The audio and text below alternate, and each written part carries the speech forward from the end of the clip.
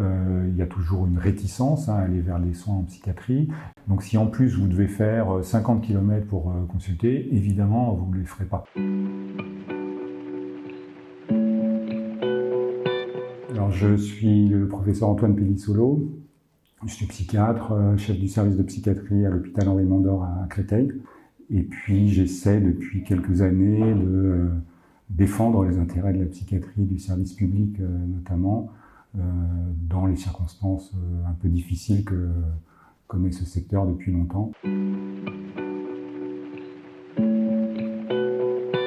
Il existe beaucoup de régions en France où on voit vraiment une pénurie majeure de soignants, mais en particulier de médecins psychiatres. C'est vrai pour peut-être au moins un tiers, voire environ un tiers des régions françaises, qui sont vraiment démunies au point parfois de ne plus avoir assez de médecins pour faire fonctionner des services pourtant essentiels, qui sont les services publics des hôpitaux psychiatriques ou généraux, mais qui s'occupent de la psychiatrie. Pendant des années, en fait, les budgets, contrairement aux autres disciplines qui étaient à peu près maintenues tant bien que mal, alors, en dessous des besoins, mais qui restaient quand même en augmentation, en psychiatrie, ils ont stagné pendant des années. En fait.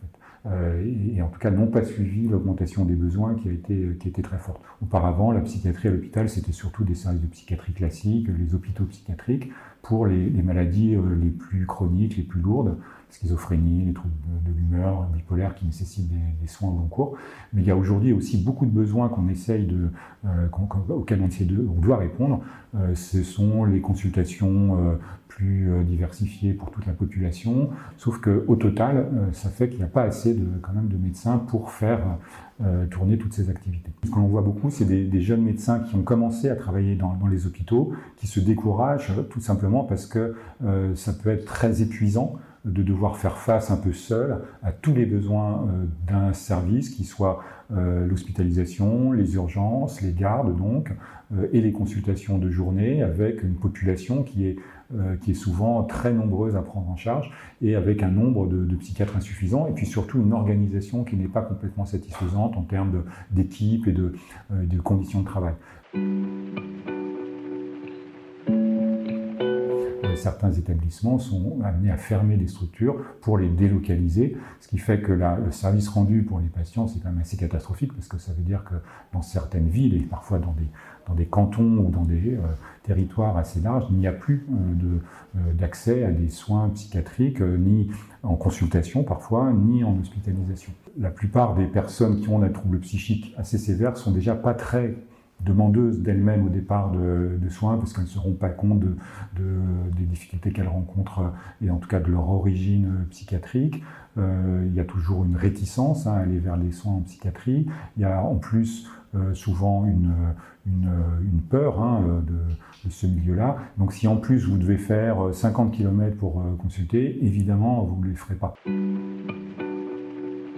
Beaucoup de personnes qui ne sont pas prises en charge et vers lesquelles il faudra aller plus, c'est-à-dire en les sollicitant, en accompagnant leur médecin traitant, en essayant de répondre par d'autres moyens. Et aujourd'hui, on ne peut pas le faire, on n'arrive déjà pas à répondre à toutes les demandes qui sont vraiment exprimées par les personnes. Ce que nous souhaitons, c'est revoir à l'échelon de chaque territoire qu'il y ait un projet territorial, donc de développement des soins psychiatriques qui soit coordonné par une commission territoriale qui inclut tous les établissements du secteur, mais également les représentants des élus, des collectivités locales, et également des représentants des usagers. Et après, il y a beaucoup d'aspects qu'il faudra décliner dans le cadre de cette loi. Par exemple, de tout faire pour que les soins se fassent en ambulatoire. Ça, c'est ce que dit tout le monde, mais il faut vraiment des moyens pour le faire plutôt qu'à l'hôpital. Décloisonner le social, le médico-social, le sanitaire.